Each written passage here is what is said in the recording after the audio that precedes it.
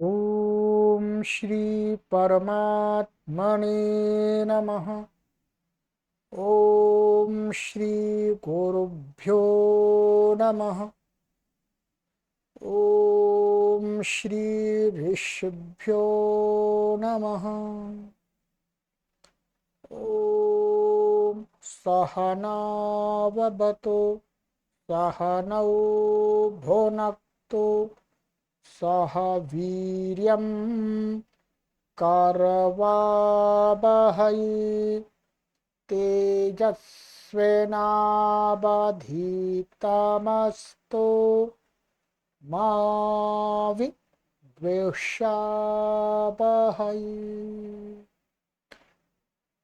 ॐ शान्ति शान्ति शांति। सर्वेभ्यो नमः। देववाणी संस्कृतं यूट्यूब चलदृश्यं प्रति भवतां भवतीनां च हार्दं स्वागतम्। मित्रों, अष्टाध्यायी भाष्य प्रथमावृत्ति पंचमः अध्यायः चतुर्थः पादः। कक्षा संख्या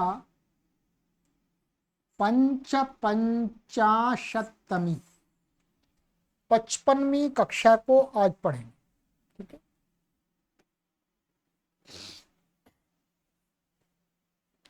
अब ये अध्याय समाप्ति की ओर जा रहा है। 3 पाद और चौथे पाद के लगभग 40 सूत्र पढ़ लिए। संपूर्ण अध्याय की परीक्षा होती है, जैसा कि आप सभी को ज्ञात है। पूरा अध्याय होने पर उसकी परीक्षा होती है, जिससे आप सभी पाठक महानुभाव आपने कितना समझा, क्या सीखा, इसका आकलन करने के लिए, जानने के लिए परीक्षा ली जाती है। और उस परीक्षा का अन्य कोई ऐसा प्रयोजन नहीं है। हाँ, संपूर्ण व्याकरण आप जब पढ़ लेंगे तो आपको देववाणी संस्कृतम ट्रस्ट की ओर से व्याकरणाचार्य की उपाधि अर्थात व्याकरणाचार्य का प्रमाण पत्र उपलब्ध करा दिया जाएगा। ठीक है। परंतु लगभग आपको 5 से 6 वर्ष तक ये व्याकरण का अध्ययन करना होगा, तभी आपको वो प्रमाण पत्र प्राप्त हो सकता है।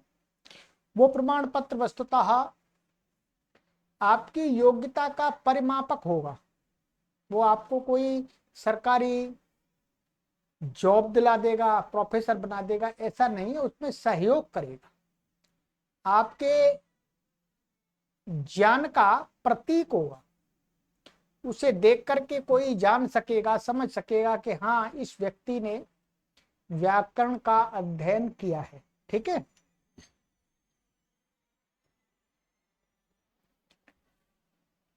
तो आइएगा, परीक्षा की तैयारी करना आरंभ कर दीजिएगा, जिससे बाद में कोई कठिनाई ना हो। ठीक है। चलिएगा, पुस्तक को ओपन कर लीजिएगा। यदि आपके पास में ये अष्टाध्यायी भाष्य प्रथमावृत्ति पुस्तकें नहीं हैं, तो आप इन पुस्तकों को अवश्य मंगा लीजिएगा। इन पुस्तकों को मंगाने के लिए आप इन व्हाट्सएप नंबरों पर संपर्क कर लीजिएगा, तो आपको ऑनलाइन ही ये पुस्तकें उपलब्ध करा दी जाएंगी। ठीक है। ये पुस्तकें हमारी नहीं है, हमारे पब्लिकेशन की नहीं है। इन पुस्तकों को अन्य पब्लिकेशन प्रकाशित करता है, परंतु हम अपने पाठकों की सुविधा के लिए इन पुस्तकों को उपलब्ध कराते हैं। इतना ही हमारा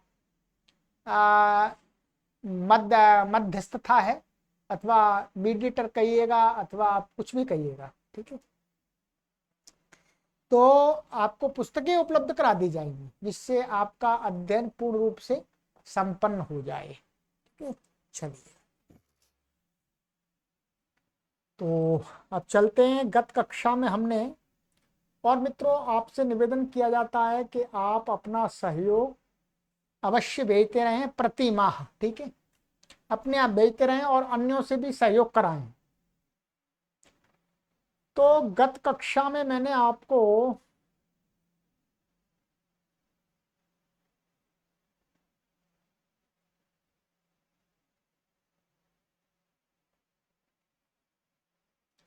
यहां तक पढ़ाया था, बहुवल पार्थाच्छकार का धन्य तरस्याम, यहां तक पढ़ा दिया था, ठीक है। चलिएगा, अब है एक आगे सूत्र है, शस प्रत्यय का ही है परंतु अर्थ अलग होगा, ठीक है।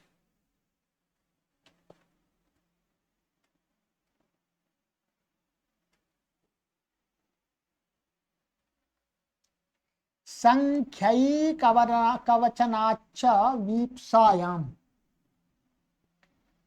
5-4-43। संख्यैकवचनात् पंचमी व्यक्ति एकवचनांतम च अव्यपदम, वीप्सायाम सप्तमी व्यक्ति एक वचनांतम, ठीक है। समासः उच्यत इति वचनम एकस्य वचनम एकवचनम, संख्या च एकवचनम च संख्यैकवचनम, तस्मात् संख्यैकवचनात्। कहते हैं वचन शब्द का अर्थ यहाँ पर गुरुजी ने खोला है, कहते हैं वचन शब्द का अर्थ है उच्यते इति वचनम। उच्यते माने कहा जाता है, ठीक है।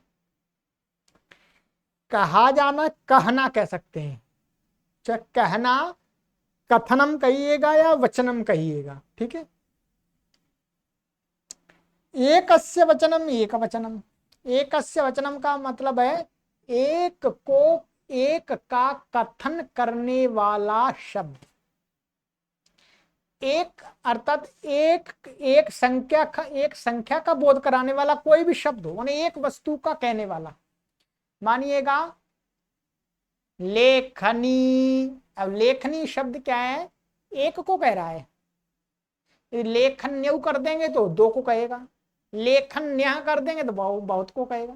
तो एक को कहने वाला वचन, कोई भी शब्द एक का अर्थ का कहने वाला हो, ठीक है।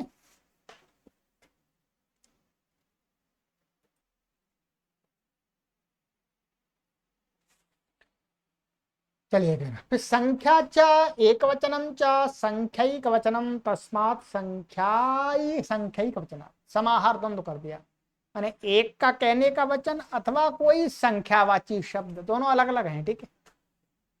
अनुवृत्ति इसमें आ रही है शस अन्यतरस्याम तद्धिता ज्ञाप्रातिपदिकात् प्रत्ययः परश्च, इन पदों की अनुवृत्ति आ रही है। अर्थः संख्यावाचिभ्यः प्रातिपदिकेभ्यः एकवचनाच्च वीप्सायां द्योत्यायां विकल्पेन शस प्रत्ययो भवति। कहते हैं संख्यावाची माने संख्या को कहने वाले, संख्या को कहने वाले माने एक, एक, दो, तीन, चार, ये शब्द क्या है, एकम द्वे त्रीणि चत्वारि पंच षट, ये संख्यावाचक शब्द हैं। तो संख्यावाची शब्दों से, ठीक है, प्रातिपदिकों से, और एक वचनाच्च, और एक अर्थ को कहने वाले, माने एक अर्थ को, माने एक किसी को बताने वाले कोई भी शब्द हो सकता है, ठीक है। ऐसे शब्दों से वीप्सायाम द्योत्याम, वीप्सा गम्यमाना हो रही हो, वीप्सा की प्रतीति हो, व्याप्तुम योग्यम, व्याप्तुम योग्या वीप्सा, तो विकल्प से शस प्रत्यय हो जाता है। तो संख्यावाचिव्य बता रहे हैं गुरुजी, द्वौ द्वौ मोदकौ ददाति, द्विषो ददाति, दो द्वौ द्वौ वीप्सा हो गई, मोदकौ, तो ये द्विशब्द है, वास्तव में संख्यावाची है। तो द्वौ द्वौ मोदकौ ददाति द्विषो ददाति। द्विषो माने द्विषो यहां पर ऐसा आएगा वास्तव में, द्वौ द्वौ मोदकौ ददाति अर्थात द्विषो मोदकौ ददाति, मोदकौ भी आएगा, ठीक है। द्विषौ ददाति का तो अर्थ ये हो जाएगा दो दो देता है, परंतु मोदक ही दो दो देता है तो उसके लिए मोदकौ वहां लगाना पड़ेगा, मोदकौ लगाना पड़ेगा वहां। मोदक शब्द से प्रत्यय नहीं होगा, ये ध्यान रखेंगे। यहां सूत्र में कहा गया है कि संख्यावाची से प्रत्यय होगा, तो द्वि शब्द से शस प्रत्यय हो गया, ठीक है। तो शस अव्यय जैसे सिद्धि पहले की थी वैसी हो जाएगी, ठीक है। तो द्विषो ददाति, ऐसे त्रिशो ददाति माने त्रीन त्रीन मोदकान ददाति, त्रिशो मोदकान ददाति, तीन तीन लड्डुओं को देता है, सबको तीन तीन देता है। एक वचनात्, अब एक वचन का बता रहे, कार्शापणम कार्शापणम ददाति, कार्शापणशो ददाति। कार्शापणम कार्शापणम, यहां पर विप्सा है, विप्सा तो है। कार्शापणम का अर्थ है एक कार्शापण। कार्शापण शब्द यहां पर, ये कार्शापणम कितने का वाचक है? एक का, इसलिए क्या है ये एक वचन है, एक अस्य वचन है, एक का कथन कर रहा है।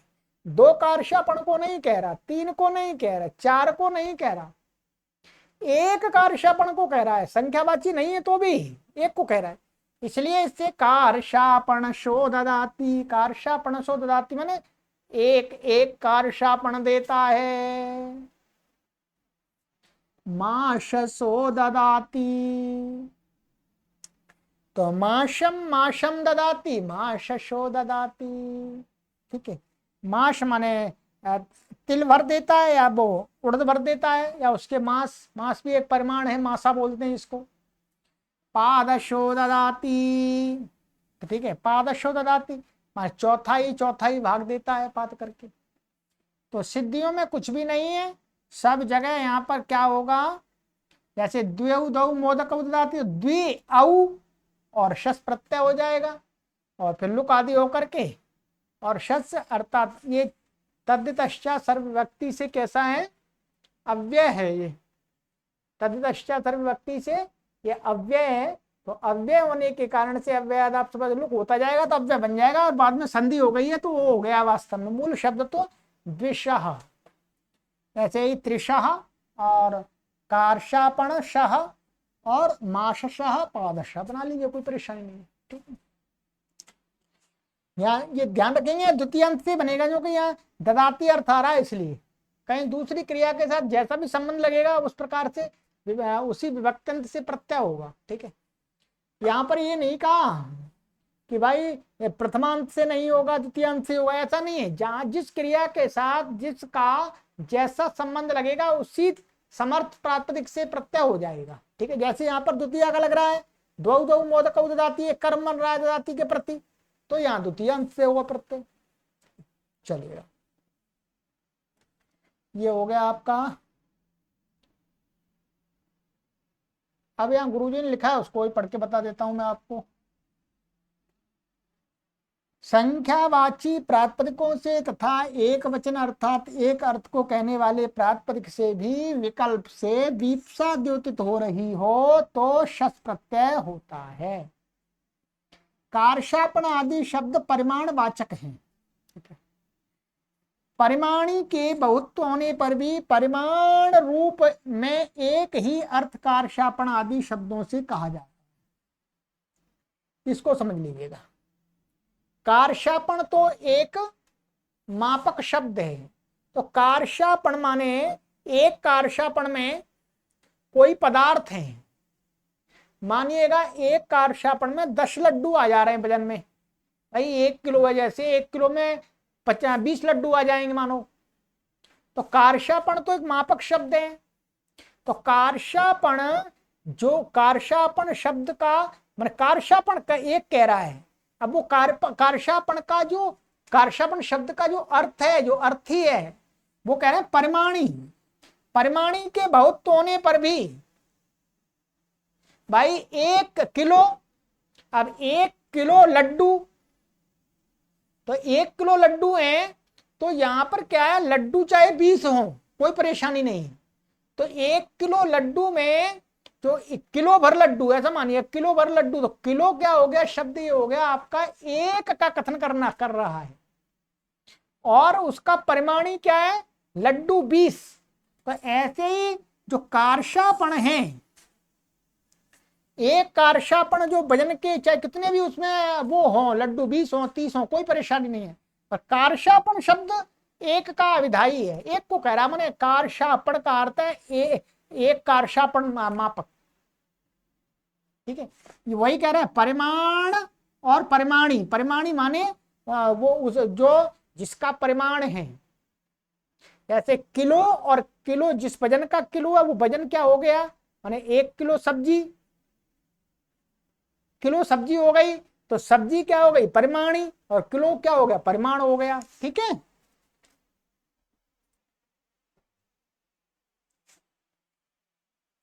ठीक है, चलिएगा सरल। वैसे इसमें तो मैंने समझाई दिया आपको। ठीक है,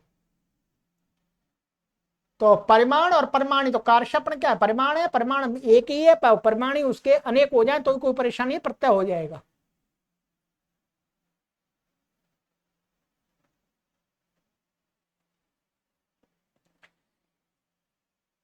प्रतियोगे पंचम्यास्तसिः,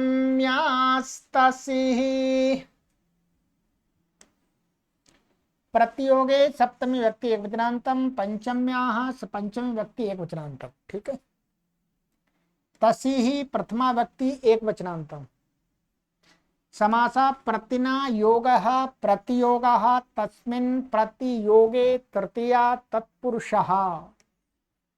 ठीक है, अनुवृत्ति अन्यतरस्याम तद्धिता ज्ञाप्रातिकात् प्रत्ययः परश्च। चलिएगा,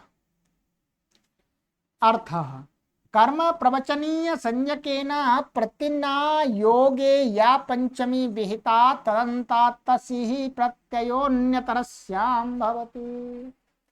ये पहले भी आया है, प्रथम अध्याय के चौथे पाद में भी आया था, और दूसरे अध्याय के तृतीय पाद में भी आया था। अब ये पांचवें अध्याय के चतुर्थ पाद में भी आ गया, वही विषय मिलकर के कह रहे कर्म प्रवचनीय संज्ञकेन प्रतिना योगे। प्रति जो है उसकी कर्म प्रवचनीय संज्ञा कही है अर्थ विशेष में। ठीक है, वो कहां कही है, प्रथम अध्याय के चतुर्थ पाद में। बोलो कहां कही, बताइए। प्रथम अध्याय के चतुर्थ पाद में कर्म प्रवचनीय संज्ञा कही है, और कर्म प्रवचनीय के योग में ही, प्रति के योग में पंचमी विभक्ति कही है द्वितीय अध्याय के तृतीय पाद में। क्या है, द्वितीय अध्याय के तृतीय पाद में, सूत्र भी बता देंगे आप, गुरुजी ने लिखे हुए। तो ये कहते हैं कर्म प्रवचनीय संज्ञक जो प्रति है उसके योग में जो पंचमी विभक्ति का विधान किया गया है, उस पंचम्यंत से क्या है, अन्य तरस्या मन, उसी पंचमी के अर्थ को बताने के लिए क्या है, विकल्प से तसी प्रत्यय हो जाता है, तसी प्रत्यय हो जाता है। पक्ष में पंचमी विभक्ति भी बनी रहेगी और पक्ष में तसी प्रत्यय भी हो जाएगा। ठीक है, अब उदाहरण को देखिए, प्रद्युम्नो वासुदेवतः प्रति, वासुदेवात् प्रति। अब ये पंचमी है और यहां पर तसी प्रत्यय हो गया, दोनों का अर्थ एक ही है। प्रद्युम्नो वासुदेवतः प्रति, मानी जो प्रद्युम्न है वो क्या है, भगवान श्री कृष्ण का प्रतिनिधित्व करने वाला है। ठीक है, प्रतिनिधित्व। और ऐसे वासुदेवात् प्रति प्रद्युम्न, माने जहां भगवान श्री कृष्ण ही अपने स्थान पर प्रद्युम्न को भेज सकते हैं, क्योंकि प्रद्युम्न उनका पुत्र है।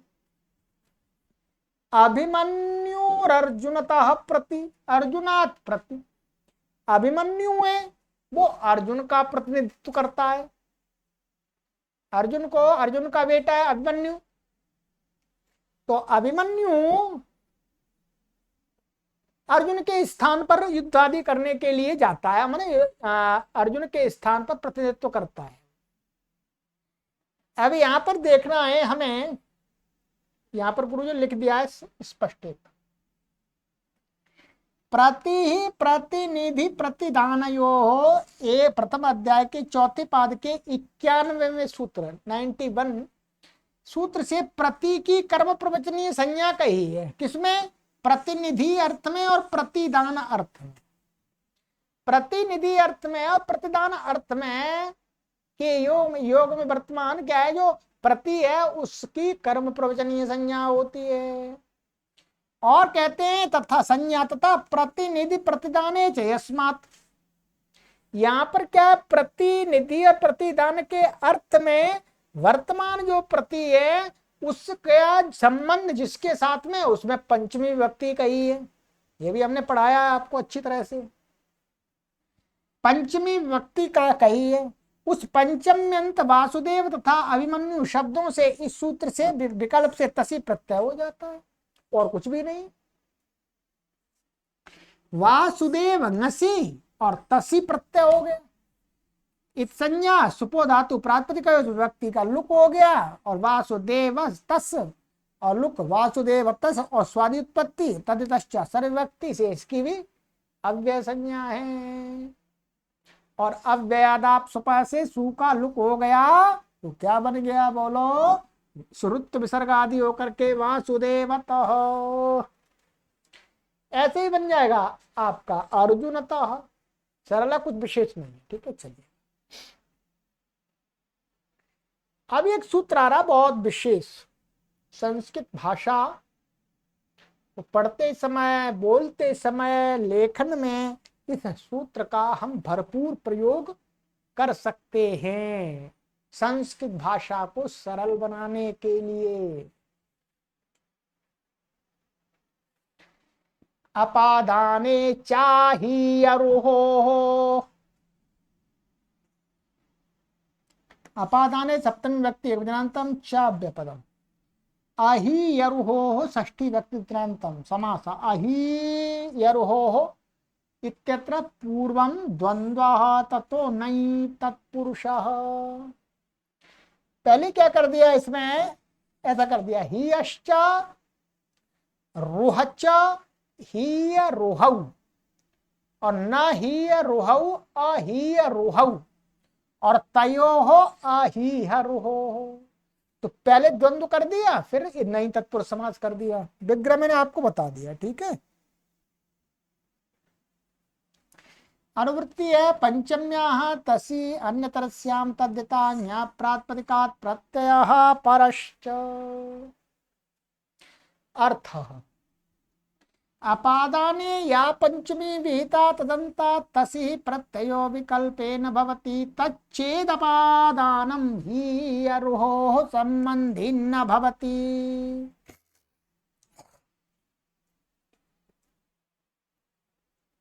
ये कह रहे हैं अपादान में, अपादान संज्ञा, अपादान कारक हमने बताया है प्रथम अध्याय के चतुर्थ पाद में। जिस जिसकी अपादान संज्ञा कही है, अर्थात अपादान कारक जो होता है। और अपादान कारक में कौन सी व्यक्ति आती है? अपादाने पंचमी। तो अपादान में जो पंचमी, ठीक है, तो कहते हैं अपादान में जो पंचमी, या माने जो पंचमी, पंचमी व्यक्ति। और कहते हैं विहिता जो भी तदंतात माने पंचम्यंत से, तसी प्रत्ययो विकल्पेन भवति, तसी प्रत्यय विकल्प से हो जाता। सभी ले लिए, अर्थात अपादान में जहां जहां पंचमी विभक्ति है उन सभी शब्दों से क्या कह रहे हैं, पंचमी के अर्थ को बताने के लिए। पंचमी कोई नया अर्थ नहीं है तसी का, तसी प्रत्यय हो जाता है विकल्प से, पक्ष में विभक्ति भी हो जाती है। क्या तच्छेद माने यदि वह, चेत माने यदि, तद माने वह, अपादानम जो अपादान कारक है, ही रोहो संबंधी न भवति। ही धातु, ठीक है, माने ही का अर्थ यहां पर आप ले सकते हैं रहित होना, ओहाग त्यागे, तो यहाँ पर ही धातु से संबंधी वो अपादान कारक नहीं होना चाहिए, अथवा रोह धातु से संबंधित वो अपादान कारक नहीं होना चाहिए, क्योंकि कारक तो क्रिया से संबंध रखने वाला होता है। क्रिया से संबंध रखने वाला होता कारक है। क्रिया करोति या तत्कारकम, क्रिया को करता है वो कारक होता है। परंतु ये कह रहे हैं वो अपादान कारक ही और रोह इन दो धातुओं से संबंधित नहीं होना चाहिए। आइएगा, कहते हैं जैसे ग्रामतः आगच्छति, ग्रामादागच्छति, गांव से आता है, तो ध्रुम अपाए पादानम से इसमें क्या पादान संज्ञा हो रही है। तो अब देखिएगा, हमें यदि किसी भी शब्द के, ये तो ह्रस्वकारांत शब्द ले लिया, कोई शब्द बहुत कठिन होते हैं, उनके रूप चलाना कठिन लगता है, तो आपको पंचमी विभक्ति में यदि रूप याद नहीं है तो झट से आप क्या करेंगे, तसी प्रत्यांत का प्रयोग कर दीजिएगा, वही अर्थ आ जाएगा। जैसे ग्रामता आगच्छति, यहाँ विसर्गवाद संधि से लोप हो जाता है। ग्रामता आगच्छति माने गांव से आता है, अपादान के अर्थ में आ गया। ग्रामाद आगच्छति, गांव से आता है, चाहे पंचम अंत का प्रयोग कर दीजिएगा, चाहे तस्सी का, कोई बात नहीं। यहां पर ये बात और समझ लीजिएगा, अभी आगे बताता हूं। यहां पर यही मतलब नहीं, ग्रामतः, यहां पर ऐसा भी हो ग्रामतः आगच्छति अथवा ग्रामाभ्याम आगच्छति। जब हम प्रत्यय लाएंगे तो जैसे तीनों वचनों में ग्रामता माने ग्रामात आगच्छति, ग्रामतः आगच्छति, ग्रामाभ्याम आगच्छति, ग्रामतः आगच्छति, ग्रामेभ्यः आगच्छति, ग्रामतः आगच्छति। वहां पर तसी प्रत्यय में तो तीनों वचनों में एक सा रूप बनेगा, परंतु जिस पक्ष में प्रत्यय नहीं होगा वहां पर तो अलग अलग रूप चलेंगे, ये ध्यान रखेंगे। तो आपको तीनों वचनों के अलावा आप इसी का प्रयोग कर दें तो सरल है और शुद्ध है व्याकरण की दृष्टि से, और रोचक है, शीघ्रता से समझ में आने वाला है सामने वाले व्यक्ति को। ग्रामता आगच्छति, भाई गांव से आ रहा है ये ठीक है। तो ग्रामता आगच्छति, ग्रामाद आगच्छति, तीनों वचनों में पूरी विभक्ति लेनी है, ठीक है। चोरता विभेति, चोरता विभेति तो चोरात विभेति, चोर से डरता है, अथवा ऐसा भी कर सकते हैं चोराभ्याम विभेति, चोरतः विभेति, चोरतो विभेति। ऐसे चोरेभ्यः विभेति, चोरतः विभेति, तसी प्रत्यय और कुछ भी नहीं है। अध्ययनातः पराजयते, ठीक है। पराजय रसोढ़ा, ये हमने आपको अपादान संज्ञा कराई थी पराजय रसोढ़ा में।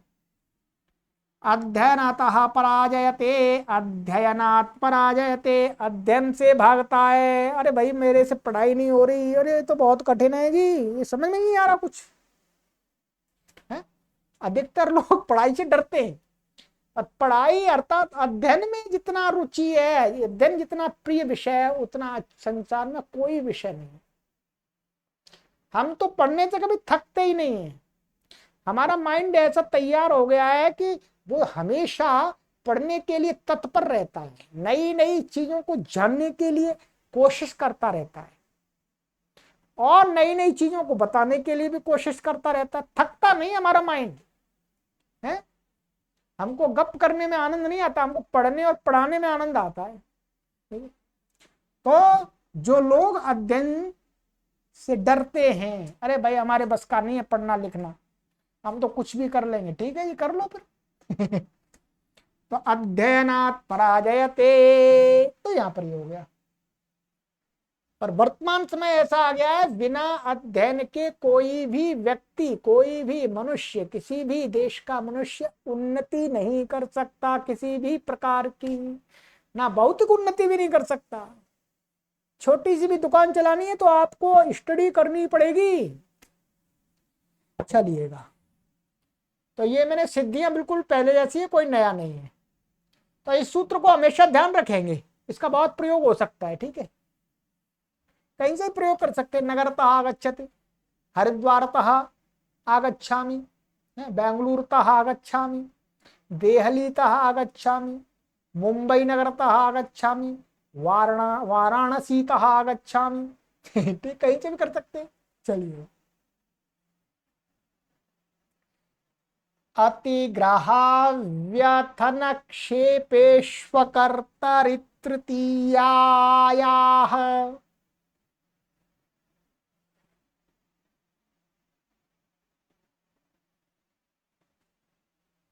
पदच्छेद। अतिग्रहाभ्यथन क्षेपेषु सप्तमी व्यक्ति बहुवचनान्तम, अकर्तरि सप्तमी व्यक्ति एकवचनान्तम, तृतीयायाः पंचमी व्यक्ति एकवचनान्तम। समासः अतिग्रहाभ्यथन क्षेपेषु इत्यत्र इतरेतर द्वंद्वः। इतरेतर द्वंद्व कर दिया है, और ये अकर्तरी इत्यत्र नहीं तत्पुरुषः। तो सरल है, मैं बता देता हूँ। अतिग्रहश्च अव्यथनं च क्षेपश्च अतिग्रहाव्यथन क्षेपाः तेषु क्षेपेषु। ठीक है, द्वंद्व हो गया। और न कर्ता अकर्ता तस्मिन् अकर्तरी, ये नहीं तत्पुरुष समास हो गया। अनुवृत्ति आ रही है, तसी अन्यतरस्याम तद्यता न्याय प्रातिपदिकात् प्रत्ययः परश्च।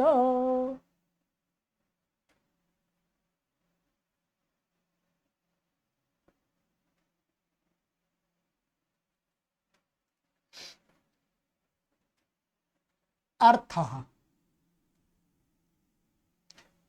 अतिग्रह अव्यथन क्षेपा इत्येतेषु विषयेषु या तृतीया तदन्तात् विकल्पेन तसिः प्रत्ययो भवति, सा चेत् तृतीया कर्तरी न भवति। ये कह रहे हैं कि अतिग्रह, अतिग्रह का अर्थ है अतिक्रमण। ठीक है, अधिक या अतिक्रमण ही कह सकते हैं।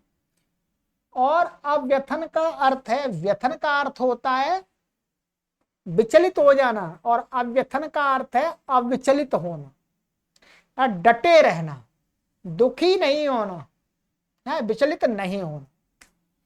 और क्षेप का अर्थ होता है निंदा।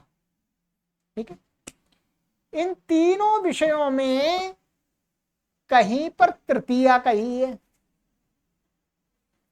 तो उस तृतीयांत प्रातिपदिक से क्या है, विकल्प करके तसी, हाँ नहीं, विकल्प करके तसी प्रत्यय होता है।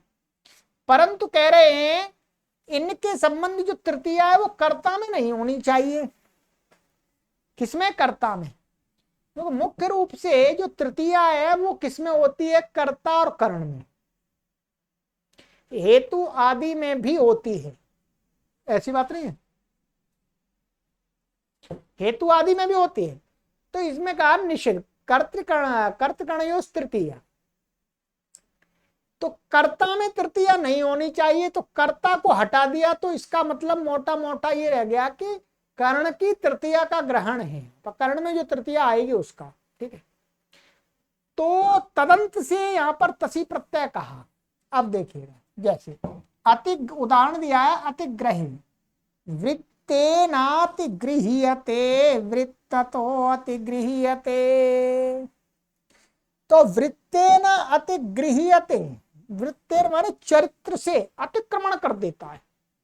ठीक है, यहां पर ये लिखा देखिएगा, ये वृत्त तो उत्तम आचरण से अन्यों का अतिक्रमण कर देता है।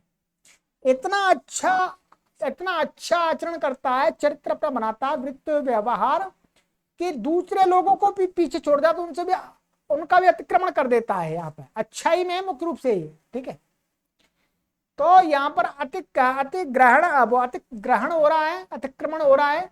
तो इसलिए वृत्त शब्द में जो तृतीया है, वृत्तेन अतिगृह्यते वृत्ततो अतिगृह्यते,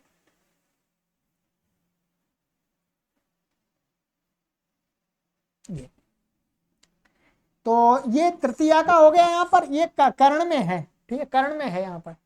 तो वृत्तता वृत्ततो अतिगृह्यते, तो यहाँ वृत्त शब्द से तसी होगा तृतीया, और विकल्प से दोनों बन जाएंगे, ये भी बन जाएगा, ये भी बन जाएगा।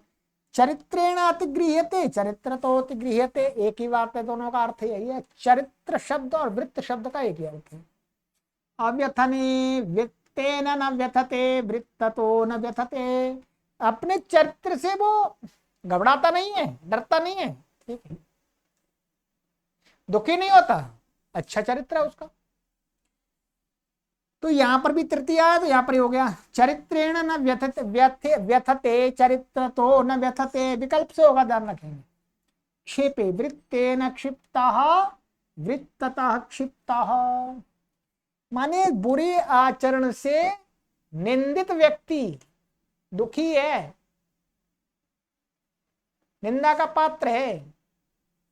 तो वृत्ततः क्षिप्तः चरित्रेण क्षिप्तः चरित्रतः क्षिप्तः।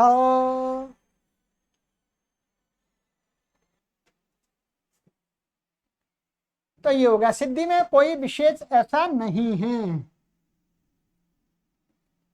चलिए ये हो गया। अब यहां गुरुजी ने अर्थ दे दिया है, ये तो बता दिया मैंने आपको। वृत्त तो अतिगृह्यते, वृत्त माने उत्तम आचरण से अन्यों का अतिक्रमण करके गृहीत होना। चरित्र तो अतिगृह्यते, वृत्त तो न व्यथते, वृत्त माने श्रेष्ठ आचरण की कठोरता से चलायमान नहीं होता, ये अर्थ लिया है। अगर कोई भी तप करना है, कोई अच्छा आचरण करना है तो घबराता नहीं है। चरित्र तो न व्यथते, वृत्त तो क्षिप्ता, दुराचार से निंदित व्यक्ति, चरित्र से निंदित, गलत व्यवहार से। तो ये हो गया हीयमान पाप योगाच्च,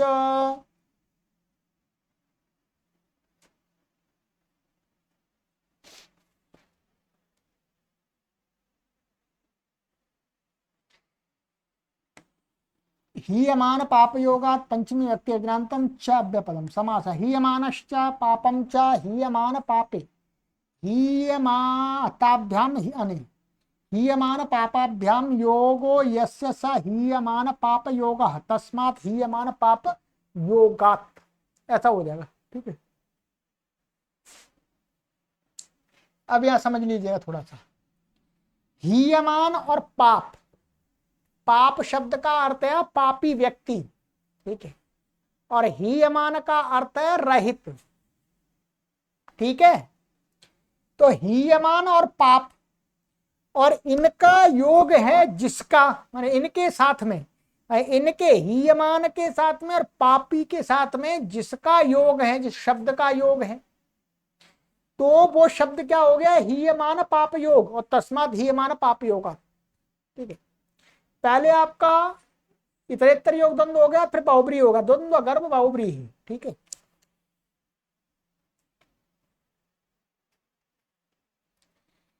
अनुवृत्ति आ रही है कर्तरी तृतीयायाः तस्य ही अन्यतरस्याम तद्धिताः न्याप्रातकात् प्रत्ययः परश्च। अर्थ हीयमानेन योगो यस्य पापेन च योगो यस्य तद्वाचिनः शब्दात् परा या तृतीया विभक्तिस्तदन्तात् तस्य प्रत्ययो विकल्पेन भवति, सा चेत् तृतीया कर्तरी भवति। तृतीया कर्तरी का तृतीया अकर्तरी। कहते हीयमानेन योगा यस्य, हीयमान माने हीयमान के साथ, हीय का अर्थ यहाँ पर रहित अर्थ है वास्तव में, परंतु यहाँ हीय माने ओ हाग त्यागी, ये धातु भी ले सकते हैं। ठीक है, तो हीयमान के साथ योग है जिसका, और पापेन माने पाप के साथ योग है जिसका, तो उस वाची शब्द से परे जो तृतीया विभक्ति है तदंत से तसी प्रत्यय हो जाएगा विकल्प से, परंतु वो तृतीया कर्ता में नहीं होनी चाहिए, इसका मतलब कर्ण या हेतु आदि में होनी चाहिए। ठीक है, उदाहरण दे रहे हैं यहां पर,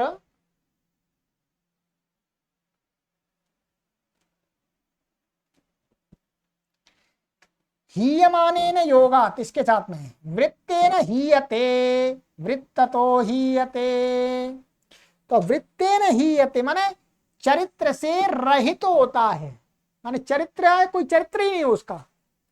तो यहां पर क्या है, ये वृत्तेन तृतीयांत, और इसका योग किसके साथ है, हीय के साथ में।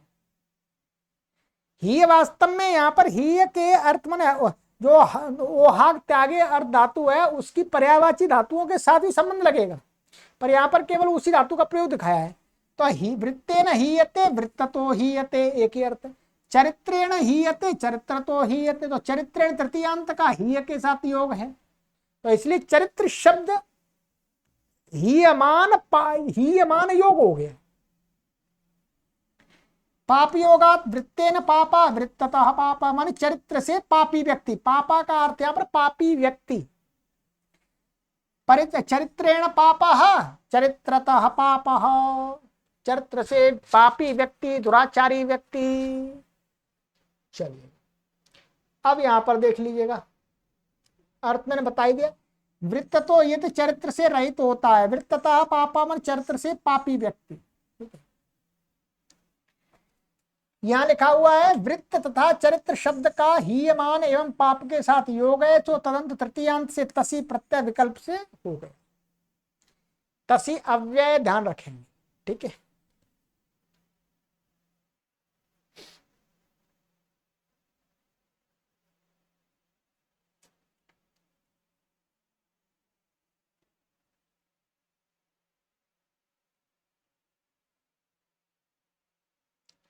षष्ठ्या व्याश्रये, षष्ठ्या पंचमी व्यक्ति वचनांतम, व्याश्रये व्याश्रये सप्तमी व्यक्ति वचनांतम, नाना पक्ष समाश्रयो व्याश्रयः।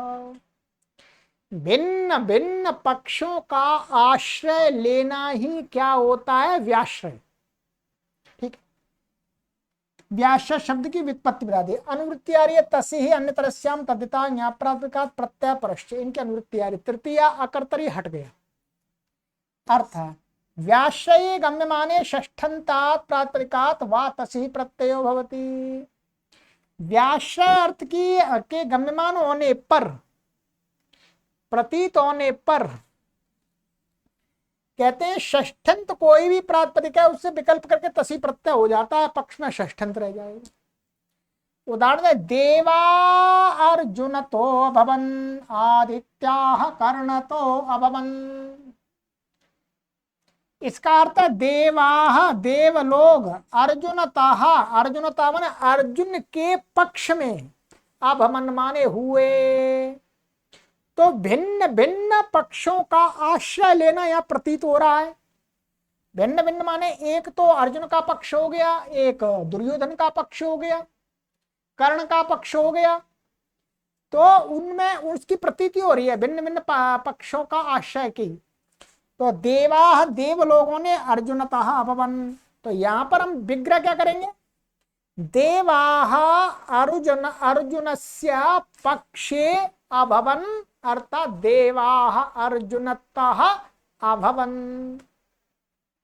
जब प्रत्यय नहीं होगा, विकल्प से ही तो प्रत्यय है ये, जब प्रत्यय नहीं होगा तो हमें वाक्य दिखाना पड़ेगा। वाक्य क्या बनेगा, देवाः अर्जुनस्य पक्षे अभवन, और तसी कर देंगे तो देवाः अर्जुनतः अभवन। ठीक है, ये पंचम से आ गया, तो षष्ठंत से। ऐसी आदित्याः कर्ण तो वन, आदित्य लोग कर्ण के पक्ष में चले गए। तो इसका जो वाक्य होगा वो क्या, आदित्याः कर्णस्य पक्षे अभवन, अर्थात ऐसे भी कह सकते हैं आदित्याः कर्ण तो अभवन, संधि हो गई है कर्णतः अभवन, ऐसा भी कर सकते, तसी प्रत्यय होगा। ठीक, चलिएगा और कुछ विशेष नहीं है, लिखा हुआ है देव अर्जुन के पक्ष में हुए, आदित्य आदित्य कर्ण के पक्ष में हो गए। लड़ो लड़ाई करो खींच के। चलिए आज के इस प्रकरण में एक सूत्र और है हमारा, फिर एक हमारा नया विशेष प्रकरण आरंभ होगा कल से। रोगाच्चापनयने, रोगात् पंचमी व्यक्ति वचनांतम चाव्यपदम, अपनयने सप्तमी व्यक्ति वचनांतम, अनुवृत्ति षष्ठ्या तसी अन्यतरस्याम तद्धिता ज्ञाप्रात्मिकात् प्रत्यय परश्च। ठीक, अर्थ रोग रोगवाचिनः अपशः शब्दात् परा या षष्ठी विभक्ति तदन्तात् तसी प्रत्ययो विकल्पेन भवति अपनयने गम्यमान। कहते हैं रोगवाची कोई भी शब्द है, प्रातिपदिक है, और वो कैसा षष्ठ्यंत है, तो उससे विकल्प से तसी प्रत्यय हो जाएगा। क्या हो जाएगा बोलो, विकल्प से तसी प्रत्यय। और कहते हैं परंतु क्या किसकी प्रतीति होनी चाहिए, क्या गम्यमान होना चाहिए, कह रहे हैं अपनयन। अपनयन का अर्थ है यहां पर रोग की चिकित्सा, रोग का नाश, रोग की समाप्ति गम्यमान होनी चाहिए। ठीक है, रोग का ठीक होना गम्यमान होना चाहिए, तब होगा। जैसे कहते हैं अपनयनम प्रतीकार चिकित्सा, अपनयन का अर्थ प्रतीकार अर्थात चिकित्सा, चिकित्सा का अर्थ ट्रीटमेंट, ठीक होना, ठीक करना। उदाहरण दिया है, प्रवाहिकातः कुरु कासतः कुरु छर्दिकातः कुरु। प्रवाहिकातः कुरु, प्रवाहिकाता का अर्थ है दस्त की चिकित्सा करो। तो प्रवाहिकातः, तो प्रवाहिकायाः चिकित्सां कुरु या प्रवाहिकायाः अपनयनम कुरु अर्थात प्रवाहिकातः चिकित्सा, प्रवाहिकातः कुरु। ये तसी प्रत्यय आ गया, ये किसको बता रहा है? रोग के अपनयन को। ठीक है, तो प्रवाहिका शब्द है, प्रवाहिका से तस प्रत्यय हो गया है, पूर्वत इसका भी अव्यय संज्ञा है। ठीक है, ध्यान रख लिए, मैं बता देता हूं इसको। जब इसमें प्रत्यय नहीं होगा तो पक्ष में क्या वाक्य बनेगा? वाक्य बनेगा षष्ठी का बनेगा, प्रवाहिकायाः अपनयनम कुरु, ऐसा कहेंगे, अथवा चिकित्साम कुरु। पर फिर क्या तसी प्रत्यय हो जाएगा, तो प्रवाहिकातः कुरु शॉर्टकट में आ जाएगा। कासतः कुरु माने कासस्य अपनयनम कुरु, खांसी की चिकित्सा करो। दूर कर दो भाई, खांसी हो रही है। छर्दिकातः कुरु माने छर्दिकायाः अपनयनम कुरु माने उल्टी, वमिट की चिकित्सा कर दो, वमिट को ठीक कर दो। तो यहाँ छर्दिका शब्द है, यहाँ कास शब्द है, यहाँ पर प्रवाहिका शब्द है, तसी प्रत्यय होगा। पक्ष में मैंने आपको विग्रह वाक्य बता दिया है। ठीक है, चलिएगा, तो ये लिखा हुआ है दस्त की चिकित्सा कर भाई, खांसी की चिकित्सा कर और बमन की चिकित्सा कर, जल्दी ठीक कर दे, सारी बीमारी हो गई है। ठीक है, कभी कभी हो जाती है बीमारी, हमें भी हो जाती है, सबको ही हो जाती है। अभी तो दर्द है मेरे पैर में। चलिएगा, तो ये हो गया। कृभ्वस्त योगे संपत्ति कर्तर्चु, ये आ रहा है आपका अभूत तद्भाव प्रकरण में जो ची प्रत्यय होता है, अब वो आरंभ होगा। ये बहुत विशेष ये भी है। ठीक है, तो इसको आगे की कक्षा में पढ़ेंगे। ठीक है, समय भी हो ही गया है। चलिए, सर्वेभ्यो नमः।